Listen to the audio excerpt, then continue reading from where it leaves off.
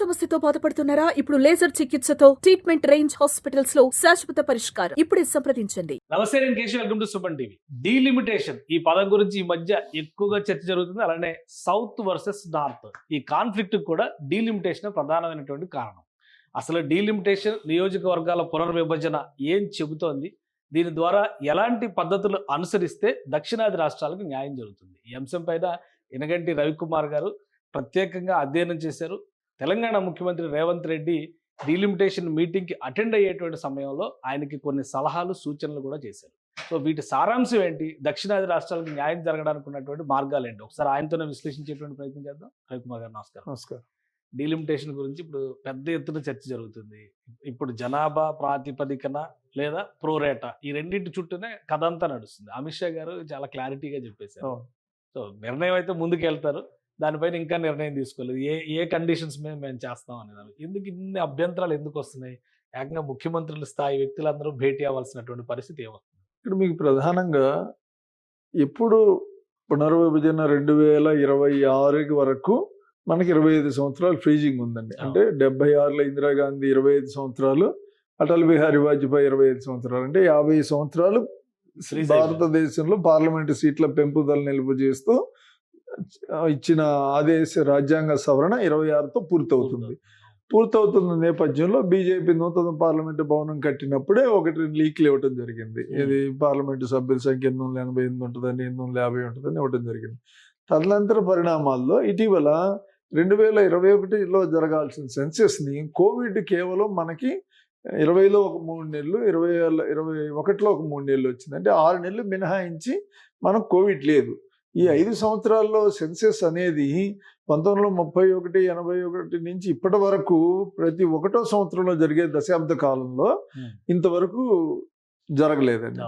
దాన్ని ఇప్పుడు జరిపించి 26 మార్చికి డిక్లేర్ చేసి అప్పుడు జనగణ పునర్విభజనకు వెళ్ళాలనేది బీజేపీ. పునర్విభజనకి వెళ్ళడం అనేది ఖాయం అన్నారు, కానీ అభ్యంతరాల విషయంలోనే బీజేపీ అసలు ఏం లేదు, ఆలు లేదు, సూలు లేదు, అప్పుడే మీరు పేరు పెడతారు, రెడీ అవుతున్నారని విమర్శిస్తున్నారు. అదే వాళ్ళు అనటంలో కూడా తప్పు లేదండి. అది కూడా నాకు సహేతుకంగానే అనిపించింది, వారి విమర్శ కూడా. కానీ అలా అంటూనే ఏమంటున్నారంటే వేరే వాళ్ళు, అంటే మనం పెద్దగా బీజేపీలో కిషన్ రెడ్డి గారు ఏమన్నారు, మహిళలకు 33% వచ్చేస్తే రేపు మీరు మహిళలకి మేము ఇచ్చారు అంటే, మహిళల బిల్లులో ఏముంది, పునర్విభజన చేసి మహిళలకు 33 అన్నారు. కేంద్ర కేబినెట్ మంత్రి స్వయంగా చెప్పారు. రెండో అంశం, వీళ్ళందరికంటే కీలకమైన వ్యక్తి ఈరోజు భారతదేశంలో అమిత్ షా గారండి. ఆయన ఏం చెప్పారు, ప్లస్ సెన్సెస్ ఆయన కిందే ఉంటుంది, ఈ పార్లమెంట్ సీట్ల పెంపుదలకు సంబంధించి హోంశాఖే ఇనిషియేట్ చేస్తుంది, ఇవన్నీ ఉంటాయి. కాబట్టి ఆయనే ఏం చెప్పారు, కోయంబత్తూరులో ఈ దక్షిణాదిలో ఇలా జరుగుతుంది, మీకు సీట్లు తగ్గవు, ఆన్ రికార్డ్ ఆయన చెప్పారు, సీట్లు మీకు తగ్గవు, ప్రోరేటా ప్రకారం పెంచుతాము అన్నారు. అంటే ఈ ప్రోరేటా అనే పదం ఒక లాటిన్. ఈ పదం ఏంటి, ప్రోరేటా పర్సంటేజీ, ప్రోరేటా అని ఏది పెట్టినా కూడా వాళ్ళు ఏ విధంగా సెన్సెస్సా ఇదా అని క్లారిటీ ఇవ్వలేదు. సెన్సెస్ వెళ్ళినా ప్రోరేటా వెళ్ళినా దక్షిణాదికి ఇప్పుడున్న 24% 543 సీట్లలో పార్లమెంటులో దక్షిణాది వాటా 5 రాష్ట్రాలు, ఒక కేంద్రపాలిత ప్రాంతం చిన్న రాష్ట్రంతో కూడిన పుదుచ్చేరితో 130 స్థానాలు ఉన్నాయి. అంటే 24 పాయింట్ చిల్లర వాటా మనకు ఉంది.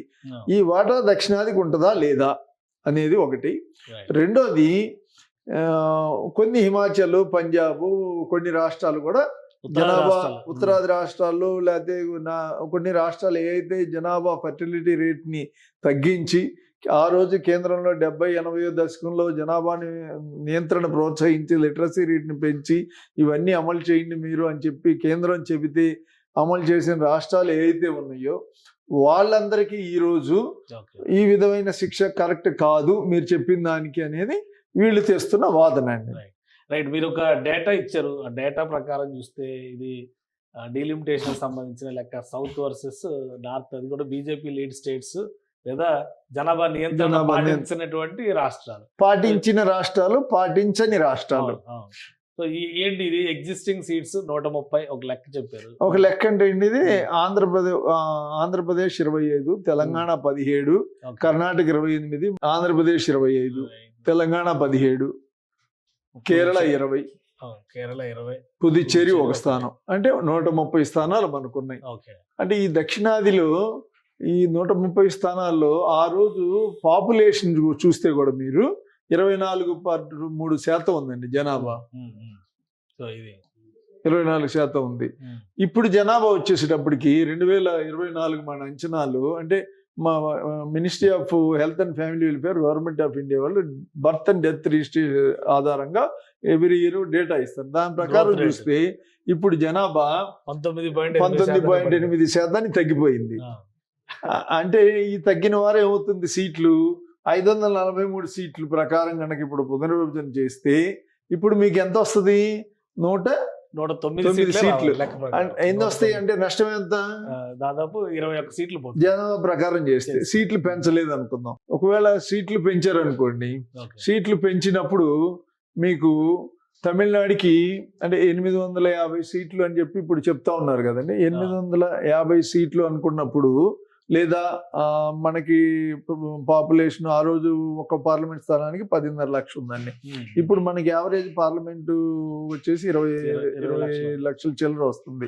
ఇప్పుడు దాని ప్రకారం చూసుకుంటే అంటే వాళ్ళు ఇచ్చిన పర్సంటేజ్ ప్రకారం చూసుకుంటే మనకి లెక్క ఒక క్యాలిక్యులేషన్ ప్రకారం తమిళనాడుకి 46 అవుతాయండి, కర్ణాటక 40 సీట్లు అవుతుంది, 40, ఆంధ్రప్రదేశ్ 32, తెలంగాణ 23, కేరళ 21, ఒక్క సీటే పెరుగుతుంది. పుదుచ్చేరి 1, 2 చేస్తారా 3 చేస్తారా అనేది అది ఆ రోజు పార్లమెంట్ నిర్ణయం తీసుకుంటుంది. అదే మీరు ఈ రాష్ట్రాలు దీన్ని ఉత్తరప్రదేశ్ అంటే మీకు 80 నుంచి ఎన్ని అవుతున్నాయండి, 140 అవుతున్నాయి. బీహార్ ఎన్ని అవుతున్నాయి, 40 నుంచి 75 సీట్లు. మధ్యప్రదేశ్ ఎన్ని అవుతున్నాయండి, 51. రాజస్థాన్ 28 నుంచి 48 అవుతుంది, అంటే దాదాపు రెట్టింపు. గుజరాత్ 26 నుంచి 42 అవుతుంది. ఇప్పుడు ఉన్నాయి ఏంటంటే 200. ఎందుకు పెరుగుతుందండి, 356 సీట్లు. అంటే ఎంత డిఫరెన్స్, 156 సీట్లు. ఇక్కడ దక్షిణాది చూడండి 32 సీట్లు పెరుగుతుంది. అంతకుముందు డిఫరెన్స్ ఎంత ఉందండి, ఈ 5 రాష్ట్రాలకి దక్షిణాదికి 130, 200 అంటే 70 సీట్లు. ఇప్పుడు డిఫరెన్స్ ఎంత అవుతుందండి, 356 మైనస్ 162. ఎంత, అది కూడా అంతే వస్తుంది, ఆల్మోస్ట్ 180 సీట్ల దాకా వస్తుంది. అంటే ఇప్పుడు రెట్టింపు నంబర్ గేమ్. అంటే ఇప్పుడున్న డిఫరెన్స్ ఏదైతే ఉత్తరాది ఈ 5 ఉదాహరణకు మనం తీసుకున్న ఈ 5 రాష్ట్రాలు, ఆ 5 రాష్ట్రాలకు తీసుకుందాం. దక్షిణాదిలో ఉన్న 5 రాష్ట్రాలు ఉత్తరప్రదేశ్, బీహార్, మధ్యప్రదేశ్, రాజస్థాన్, గుజరాత్తో కూడిన జనాభా నియంత్రణ చేయని, సరే ఇప్పుడంటే రాజకీయంగా బీజేపీ ఉంది, రేపు ఇంకో పార్టీ ఉంటుంది, నిన్న ఇంకో కాంగ్రెస్ పార్టీ ఉంది, అది పక్కన పెడదాం. జనాభా నియంత్రణ చేసిన రాష్ట్రాల మధ్య తేడా చూస్తే అప్పుడు 70 సీట్లు ఉంది. ఈ 70 సీట్లది ఇప్పుడు రెట్టింపు అవుతుంది, దగ్గర 150, 140 సీట్లు తేడా వస్తుంది. అంటే ఇప్పుడు మీకు ఒక సీటు కూడా పార్లమెంటరీ ప్రజాస్వామ్యంలో చాలా ముఖ్యమైంది. మీరు 98లో తీసుకుంటే కేవలం ఒక్క ఓటు తేడాతో వాజ్పేయి ప్రభుత్వం కూలిపోయింది, గిరిధర్ గమాంగా గారు ఓటు వేయటం వల్ల. అంటే ఇప్పుడు మనకి ఇప్పుడు ప్రపోర్షన్ టు ద పాపులేషను లేదా రోరేటా ప్రకారం ఇచ్చినప్పుడు మనకి ఏమవుతుందంటే నంబర్ డిఫరెన్స్ భారీగా పెరుగుతుంది. ఇప్పుడు మనకున్న 24% ఉండదు, 19కో 18కో పడిపోయింది అనుకోండి, ఆ పర్సంటేజ్ పెరుగుతుంది వాళ్ళకి. పెరిగినందువల్ల రాజకీయంగా చాలా నష్టం ఉంటుంది. కానీ ఒకటంటే బీజేపీ నాయకులు చెప్తున్నటువంటి మాట ఏంటంటే తగ్గేటువంటి అవకాశం లేదు, సీట్లు కంపల్సరీ పెరుగుతాయి అంటున్నారు. అంటే ఇప్పుడు పెరగడం, భారీగా పెరగడం, ఈ రెండింటి మధ్య ఏమైనా డిఫరెన్స్ ఉంటుందా? ఇప్పుడు సుమన్ గారి టీవీ, సుమన్ టీవీ, కేశవ్ గారు మీ రేటింగ్, మీ ప్రోగ్రామ్ రేటింగు, నా పక్క ప్రోగ్రామ్ ఆయన రేటింగు సమానంగా ఉంటాయి. ఈరోజు రేపు పెరిగేటప్పుడు ఏమైంది, మీకు 60 పెరుగుతుంది, పక్కన ఉన్న నాకు 20 పెరుగుతుంది. అంటే డిఫరెన్స్ ఉండట్లేదు. ఇప్పుడు సమానంగా ఉన్నాం, ఇద్దరికి పెంచుతారు, తక్కువ నాకు, కానీ పెరిగే దగ్గర మీకు ఎక్కువ పెరుగుతుంది.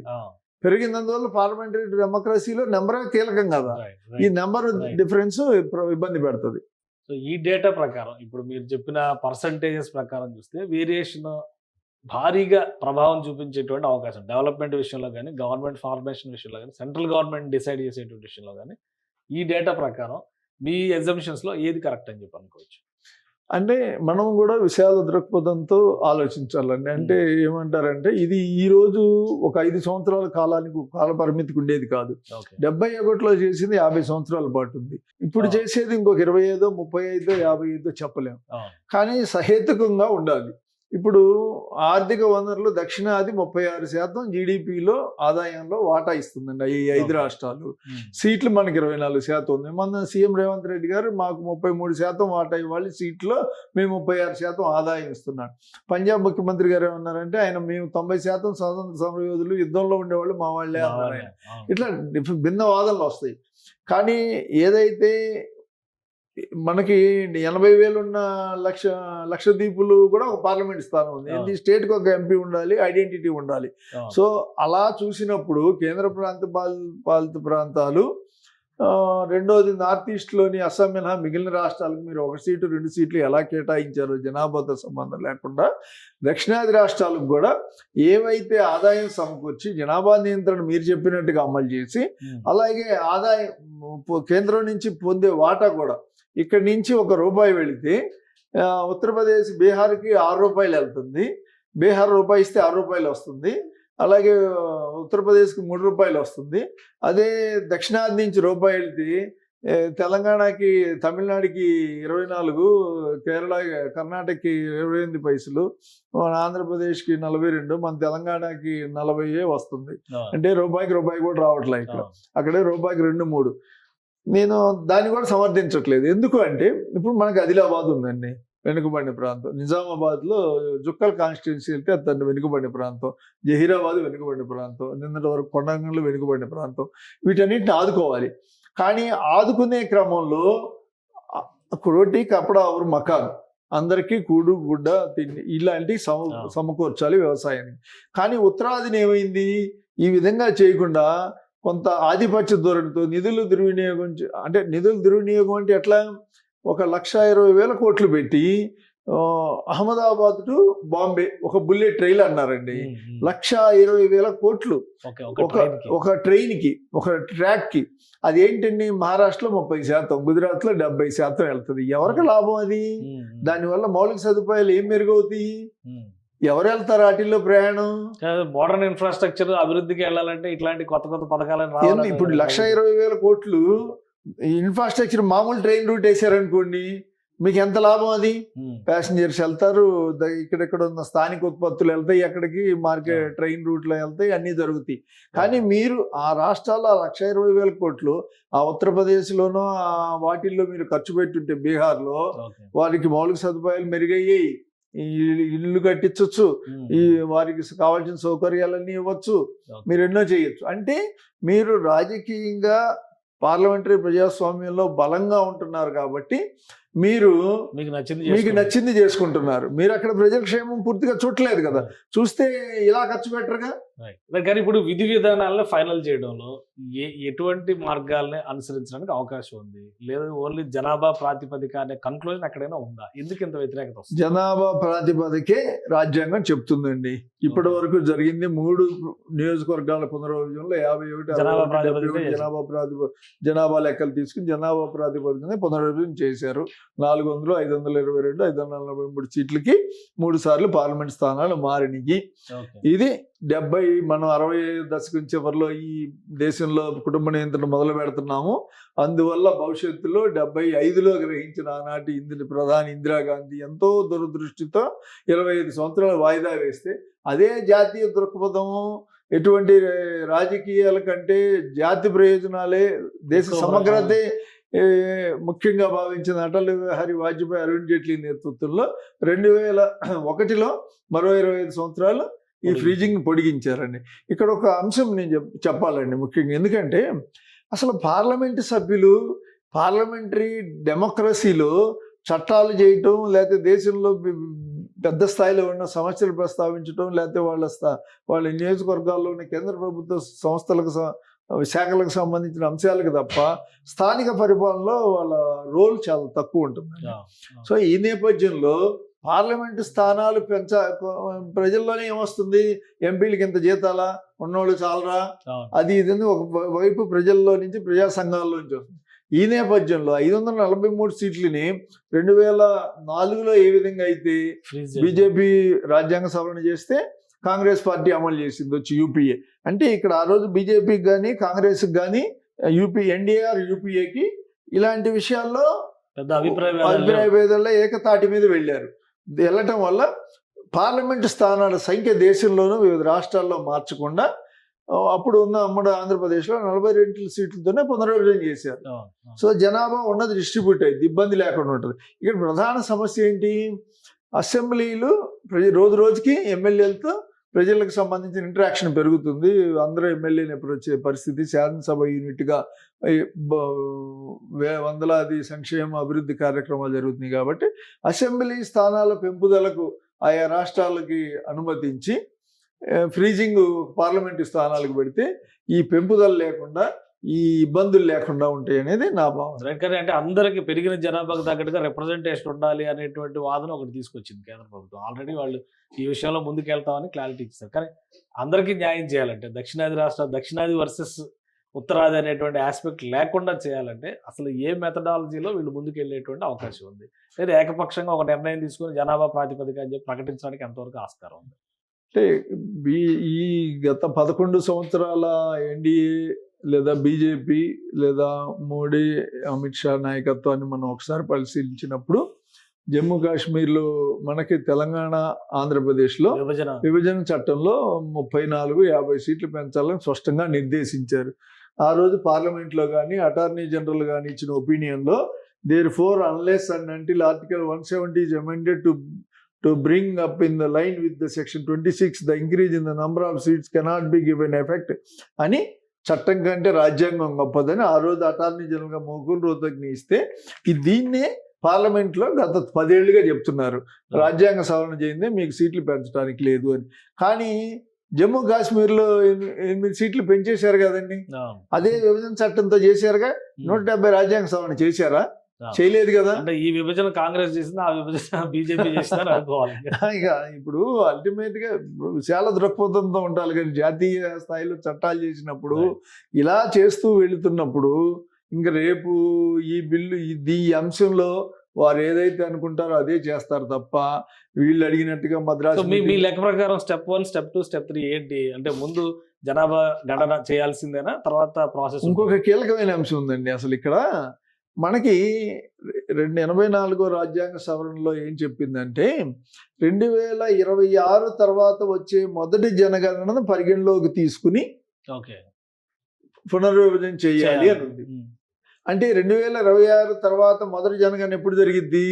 31లో జరగాలి యాజ్ ఫర్ ద రూల్. అయితే 31లో జరిగితే 33లో వస్తుంది. 32లో 33లో వస్తే కమిషన్ ఇస్తే 39 ఎలక్షన్కి. కానీ ఈ సెన్సెస్ వాయిదా వేయటం వల్ల ఇది కూడా ఇంటర్నేషనల్ వాయిదా పోయిన పరిస్థితులు అనేలా చేస్తున్నాయి, అనుమానం వచ్చేలా. రేపు 26లో జనాభా ప్రకటించి దీన్ని 26 తర్వాత జనాభా అన్నాం కాబట్టి దీని ప్రకారం పునర్విభజన చేస్తున్నాం అని చెప్పే అవకాశం ఒకటి. రెండోది లేదు, రాజ్యాంగ సవరణ చేసి కాశ్మీర్లో ఏదైతే 26 కాశ్మీర్లో ఏం పెట్టారు, 26 తర్వాత వచ్చే సెన్సెస్ కదా, సీట్లు పెంచడం ఒక అంశం అయితే డిలిమిటేషన్ 31 సెన్సెస్తో కదా. వాళ్ళు ఏం పెట్టారంటే 2011 census be constructed as a reference to the 11 census అన్నారు. అలాగే ఒక రాజ్యాంగ సవరణ చేసేసారు అనుకోండి, ఇప్పుడు ఉభయ సభల్లో ఫుల్ మెజారిటీ కదా, కాదనేది ఎవరు లేరు. సో 2011 జనాభా లెక్కల ప్రకారం ఉన్నారు అనుకోండి, రేపే మొదలు పెట్టేయచ్చు. దక్షిణాది హక్కుల్ని కాపాడుకోవడం అనేది కేవలం రాజకీయ నినాదంగా మిగిలిపోతుందా? నిజంగా దక్షిణాది రాష్ట్రాలన్నీ కలిసి కట్టుగా ఈ విషయంలో ఒక నిరసన తెలియజెప్పేటువంటి అవకాశం ఉందా? ఇది ఈ రోజుది కాదు కాబట్టి భవిష్యత్ తరం కూడా అరే వీళ్ళు ఇట్లా దారుణంగా చేశారు, వీళ్ళు పట్టించుకోలేదు, వాళ్ళు కావాలని చేయకపోవచ్చు, వాళ్ళు ఉన్న రాజ్యాంగం ప్రకారం ఉపయోగించారు. దాన్ని తప్పుపడతాం కంటే మన హక్కులను సాధించుకోవడంలో మనకు ఉండాలి కదా. ఇప్పుడు దానికి ఢిల్లీలో -1-2 డిగ్రీల చలిలో రైతులు వచ్చి 3 రాష్ట్రాల నుంచి పోరాటం చేసి అంత పటిమ చూపిస్తే ఢిల్లీలో రైతు చట్టాలనేవి కేంద్రం రద్దు చేయగలిగి ఆపగలిగింది ఎంతో కొంత. ఇక్కడ ఊరికే ఇక్కడెక్కడ కూర్చొని మాట్లాడుకుని ఇక్కడెక్కడ 2 మీటింగులు పెట్టుకుంటే ఇది అయ్యే పని కాదు. పూర్తి స్థాయిలో దక్షిణాది రాష్ట్రాల్లో ప్రజలందరూ రోడ్ల మీదకి రావక్కర్లా. దీన్ని వేరియస్ ప్లాట్ఫామ్స్ మీద దీన్ని రైజ్ చేసి పార్లమెంట్లో పార్టీలకు అతీతంగా పనిచేసినప్పుడు కొంత కేంద్రం ఆలకించి దీనికి కనీసం మనకున్న 24% అనేది తగ్గకుండా మెయింటైన్ చేసే అవకాశం ఉంటుందని నేను అనుకుంటున్నాను. రైట్. థ్యాంక్ యూ రవి గారు.